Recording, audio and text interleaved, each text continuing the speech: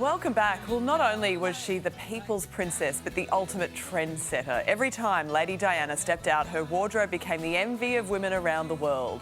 From boxy blazers and power suits to bicycle shorts and oversized sweats, her fashion choices were carefully crafted, and that sexy revenge dress was among the most iconic. Yeah, now fashion writer Eloise Moran has dedicated an entire book to her most memorable looks and the meaning behind them. And she joins us now from London. Eloise, good morning to you. This is a fascinating read, and we're so fascinated by Di's life and then, of course, her fashion. So tell us about how she used her clothes kind of as a weapon. Yeah, I mean, when she first came on the scene, I don't think she was aware kind of the power of her clothes or how she might actually have to use them, because I don't think she was only 19. I don't think she anticipated kind of going to the royal family and essentially not kind of having her voice stripped from her. So I don't think she really understood clothes, and she had a lot of help at the beginning in styling. And I think as time went on and as she realized she couldn't really speak, the one thing people were paying attention to were her clothes.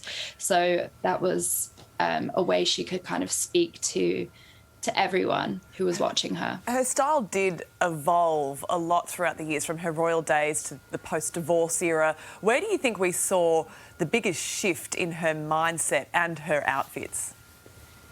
I think the biggest shift is definitely in the 90s. We saw a few shifts, like in the mid-80s, there were, you could see she started stepping out in these very tongue-in-cheek sweaters. She had the Dynasty Di era, which was all-out sequins.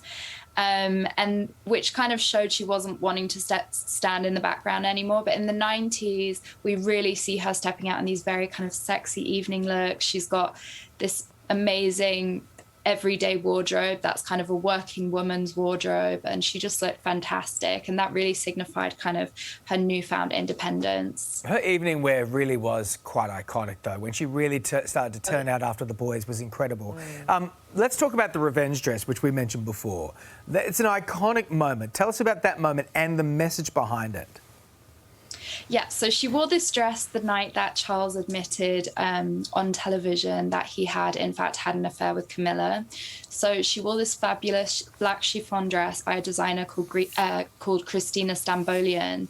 And I think she just kind of wanted, it was a power move. It was part of this documentary that he was in where he was kind of trying to rebrand himself. He had a bad rap with the public at this point. And he was like, I'm going to come clean. I'm going to be honest. I cheated on her. And then she steps out the very same night wearing this look, stole the headlines the next day. And I think that night rebranded herself as kind of super sexy Diana. She went from kind of traditional, princess and what you would imagine a princess to be, to this bombshell moment, which was, I mean, it was great. It's like the ultimate revenge move. Well, 25 years on from her death, it's still hard to believe, isn't it? And Lady Di's looks, though, still inform so many current fashion trends, and 90s are having a big moment again. Why do you think her sense of style has been so enduring? I think it's for a few reasons. I do think millennials and Gen Z we were either so young, or some of us weren't born yet when she was around. So I think there really was this fresh introduction to this woman. And I think what's so amazing about her style is she really went through so many phases, and you can really pick a different look that works for you. I think there are so many different Diana eras, and it's kind of this amazing, just bountiful wardrobe because she was photographed every day, so we have so much to pick from. And we're just kind of spoilt for choice with these amazing looks, and it really fed into the 90s nostalgia that came back with the big Instagram accounts. So I think that's mainly it. Yeah, and I think that has a lot to thank for the paparazzi too, which was really just starting to feel its power at that time, around the time she was there.